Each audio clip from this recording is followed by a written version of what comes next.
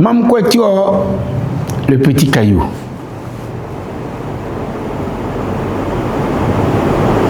En ces temps de famine, de vie dure, alors que plus personne n'avait à boire et à manger, Boton le lièvre se rend au champ, alors qu'il était en train de travailler la terre sèche, qu'il grattait avec beaucoup de difficultés. Il découvre à ses pieds un petit caillou qu'il ramasse en disant « N'y a que Mankwetio le Dieu Banoué, quel joli petit caillou !» Et au petit caillou de répliquer « Mais chez Mankwetio, hein, je ne m'appelle pas petit caillou. » « Comment t'appelles-tu » demande Boton. « Mais Hémanché, Abossoso, connu à que Bonouloué, mon nom c'est Abossoso. Demande-moi ce que tu veux en chantant et tu l'as. » Mes chers amis qui m'écoutez, en période de famine, découvrez un petit caillou qui peut tout vous donner. Qu'est-ce qu'on peut lui demander? Et Boton le lièvre s'est mis à chanter Abosso,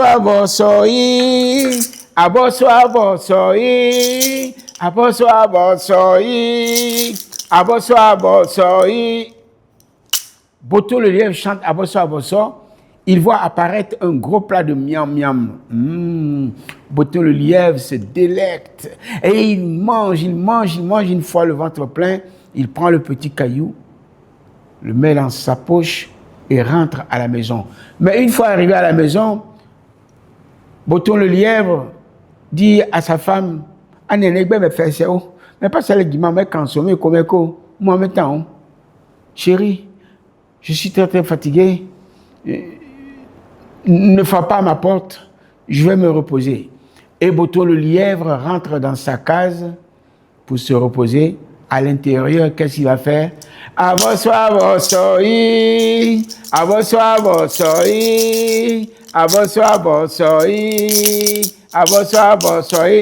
Boton le lièvre chante Abosso. Il voit apparaître la nourriture, il mange, s'endort. Le lendemain matin, il se réveille et il va chanter encore Abosso. Là, c'était pour le petit déjeuner. Une fois qu'il a eu fini, il se repose dans sa petite case. À midi, il chante. L'après-midi, même pour son goûter, il chante Abosso. Le soir, pareil. Et la vie de Boton le lièvre a changé. Chaque fois que sa femme venait frapper à la porte, il disait moi, ça va, ne me dérangez pas. Et cette situation a duré un bon petit moment. Et pendant ce bon petit moment, on voyait que Boton le lièvre avait un petit ventre bien bedonnant, il se portait bien. Et un jour, comme ça, Boton le lièvre a décidé d'aller tout de même au champ, voir ce qui s'y passe. Et c'est à son absence que Madame Boton, voulant faire le ménage, découvre sous l'oreiller de son mari un petit caillou qu'elle prend dans ses mains en disant « Ah, mais que Mankwetio le Jean Banoué, quel joli petit caillou. Mais chez Mankwetio, je ne m'appelle pas petit caillou. Excuse-moi, dit Madame Boton. Comment t'appelles-tu? Mais Himale, Abosso. Vous connaissez la formule. Et Madame Boton s'est mise à chanter Abosso.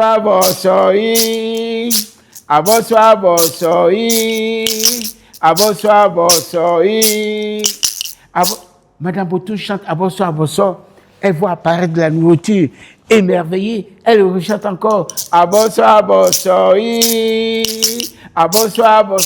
Madame Boton chante plusieurs fois Abosso. Elle réussit à remplir toutes les casseroles, toutes les marmites, tous les ustensiles de cuisine. Elle est remplie de nourriture. Et elle reprend le petit caillou en disant Ah, je comprends maintenant pourquoi mon mari était malade ces derniers temps. Dis-moi, petit caillou, qu'est-ce que l'on peut faire pour annihiler ta puissance, pour que tu perdes ta valeur? Le petit caillou de dire, c'est très simple. Madame Boton, vous n'avez qu'à me saupoudrer de cendre, à presser un peu de citron sur moi, et avec votre balai de cuisine, à me frapper 3 fois. Sitôt dit, sitôt fait. Madame Botton rangea le petit caillou à l'endroit où elle avait découvert. Lorsque beaucoup plus tard, on a vu arriver dans la cour Boto le lièvre, essoufflé, qui dit c'est bébé, je vais aller comment bon. Oh chérie, je suis très fatigué. Si les voisins venaient à demander après moi, dis-leur que je ne peux pas les recevoir. Et Boto le lièvre s'enferme à double tour dans sa case, il prend le petit caillou et il se met à chanter Abosso, abosso. Abosso, abosso. Abosso, abosso, tikbombo. Ce qui veut dire point de réponse. Alors Boto le lièvre dit, mais petit caillou, tu ne me reconnais pas ou quoi? C'est moi. Ton meilleur ami fait quelque chose. J'ai fait, allez, dépêche-toi. Et au petit caillou de dire, je ne m'appelle plus Abosso, abosso. Alors, mais comment t'appelles-tu? Ne perds pas de temps, dépêche-toi.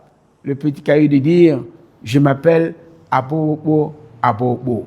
Chante, tu vas voir. Et Boto le lièvre se met à chanter Abobo, Abobo, Abobo, Abobo, aou, Abobo, Abobo. Boto le lièvre chante Abobo, Abobo. Le petit caillou saute dans tous les sens, du nord au sud, de l'est à l'ouest. Boto le lièvre crie aïe, oui, au secours, à moi. Lorsque Boto le lièvre criait au secours, sa femme venait vers la porte. Elle barricadait sa porte de grosses pierres. Elle bloquait les fenêtres avec de gros troncs d'arbres. Et quand les voisins arrivaient, elle leur disait, retournez chez vous, mon mari est très très malade. C'est une crise, ça va lui passer, ne vous en faites pas. On a l'habitude. Et les voisins, qu'est-ce qu'ils faisaient? Ils retournaient chez eux. Boto le lièvre a beau crier au secours, il n'en eut point.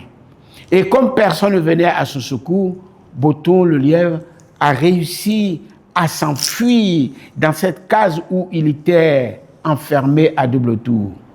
Chers amis, c'est à ce moment de mon histoire que je vais vous demander de me dire par où Boto le lièvre a-t-il réussi à s'enfuir? Par la porte? Non. Fenêtre? Non. Creuser un trou? Impossible. Boto le lièvre s'est frayé un passage dans le toit et il s'en est allé là-bas dans la savane où il continue de courir jusqu'à ce jour. Les toits étant en paille, partout où vous irez en Afrique, si vous découvrez une case en paille avec au sommet une calebasse ou un canari qui va boucher le trou, c'est depuis cette histoire, en fonction de cette histoire, eh bien, les hommes ont observé une nouvelle façon de construire leur toit en case pour dire, on ne sait jamais, en cas de cas, on peut sortir par là. Voici. Et voilà.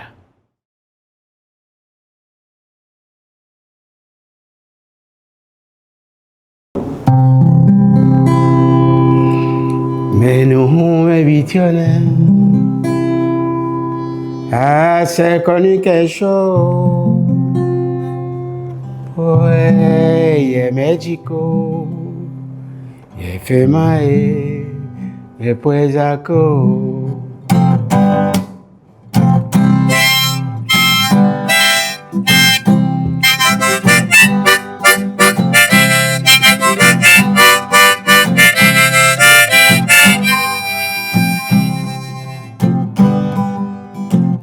Mais non, mais bichonne mao, assez connu quelque chose, pour benouiller Mexico, et fait ma mène ne peut acco.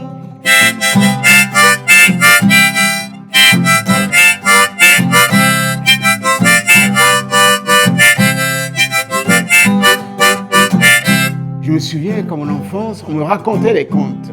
Et voyez-vous, dans les contes qu'on m'a racontés, bien souvent on m'a parlé de choses assez bizarres qui font peur aux enfants. Imaginez-vous un soir au clair de lune où l'on parle de génies, de revenants, de morts, de sorciers, de sorcières, d'ogres, d'ogresses et j'en passe. J'avais peur de ce monde-là. Pendant qu'on racontait les histoires, ma tante Ndé me demandait d'aller lui chercher de l'eau dans la cuisine. Alors je me disais, pourquoi moi aller chercher de l'eau dans la cuisine? Et s'il m'arrivait de rencontrer le revenant? À ce moment-là, je me blottissais dans les girons de ma tante et j'écoutais les histoires qui me faisaient peur.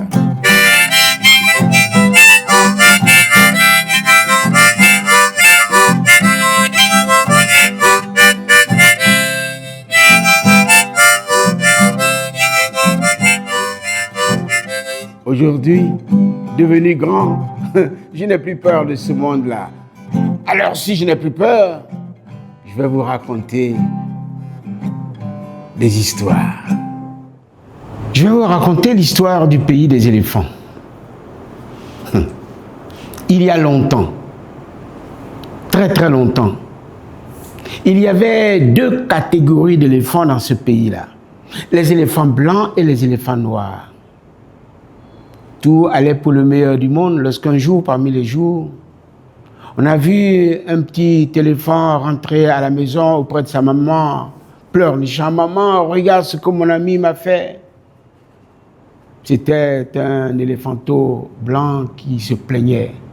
Maman éléphant blanc prend la main de son enfant, le conduit droit devant maman éléphant noir pour dire qu'est-ce que cela veut dire? Regardez ce que votre enfant a fait à mon enfant. Et maman éléphant noir lui dit, madame, ne vous en faites pas, ce sont des histoires d'enfants, ça va se régler. Comment ça va se régler?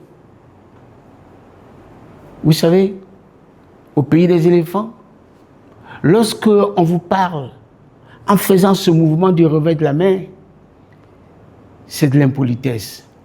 Alors maman éléphant noir en a pris ombrage, elle a dit un gros mot, maman éléphant blanc a répliqué par un autre gros mot, de gros mot en gros mot, la palabre est née. Et à ce moment-là, chaque éléphant blanc qui arrivait sur le lieu se rangeait du côté de maman éléphant blanc. Chaque éléphant noir qui arrivait se rangeait du côté de maman éléphant noir. La guerre allait avoir lieu. Mais avant toute guerre, il y a ce qu'on appelle les pourparlers.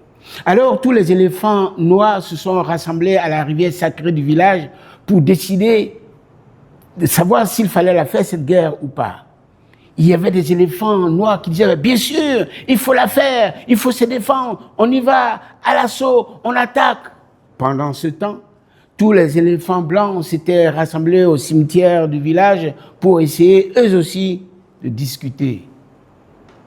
Bien sûr qu'il faut la faire cette guerre, mais pourquoi il faut la faire? Ce n'est pas parce que des enfants se sont disputés, disaient certains. D'autres voulaient coûte que coûte que cette guerre ait lieu. Tous les éléphants blancs qui ne voulaient pas de cette guerre ont quitté le cimetière et se sont retirés loin là-bas dans la forêt. Pendant ce temps, de l'autre côté, tous les éléphants noirs qui ne voulaient pas de cette guerre se sont repliés là-bas loin dans la forêt.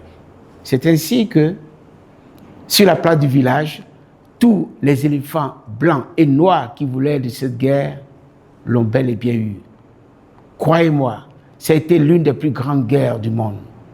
Tous les éléphants étaient morts. Ben voilà, tous les éléphants morts, mon histoire pourrait s'arrêter là. Mais non. Le temps est passé. Et des années plus tard, on a vu arriver dans ce même village une autre catégorie d'éléphants. À votre avis, comment étaient-ils? De quelle couleur étaient ces éléphants? Vous me direz bien sûr que tous ces éléphants étaient gris. Des éléphants gris? Oui. Mais il y avait quand même deux catégories d'éléphants gris. Qu'est-ce qui faisait la différence?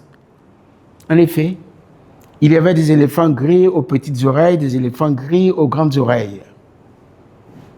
Puis, un jour, alors que moi, je m'étais rendu au pays des éléphants, dans le village des éléphants, pour acheter des bananes, parce que j'ai appris qu'au pays des éléphants, sur le marché des éléphants, les bananes étaient moins chères. Pendant que je discutais avec madame qui vendait les bananes, j'ai entendu, de mes oreilles entendues, un éléphant qui disait à l'autre, vous les éléphants petites oreilles, quand on vous parle, vous êtes sourds ou quoi? Oh, doucement. Et vous, avec vos grandes oreilles qui tombent en éventail, vous croyez que vous pouvez être mieux que nous? Au lieu que je continue d'acheter les bananes, j'ai arrêté parce que voici une histoire nouvelle qui va naître. Je me suis rapproché des deux éléphants et puis j'ai tendu l'oreille lorsque j'ai vu arriver Bouton le lièvre qui s'est mis entre les deux éléphants pour dire, mais vous, des grands comme ça, vous êtes en train de vous disputer, pourquoi vous n'avez pas honte? Effectivement, pris de honte, il y a eu un éléphant qui a commencé à marcher à reculons, et à force de marcher à reculons, il a traversé une mer, et puis il s'est retrouvé quelque part là-bas, très très loin, pendant que l'autre éléphant est resté sur place. On dit que c'est depuis ce jour-là qu'il y a eu des éléphants sur un autre continent. Et les éléphants qui se sont retrouvés de l'autre côté, c'était où? En Asie. Ils avaient quelle oreille? Vous le savez. Mais ceux qui sont restés dans le pays des éléphants, ils avaient quel type d'oreille? Vous connaissez l'histoire. Voici, pour éviter de faire la guerre, la terre est si grande, il y a de la place pour tout le monde, a dit Bouton le lièvre. Pourquoi se chamailler pour si peu? Voici et voilà l'histoire du pays des éléphants.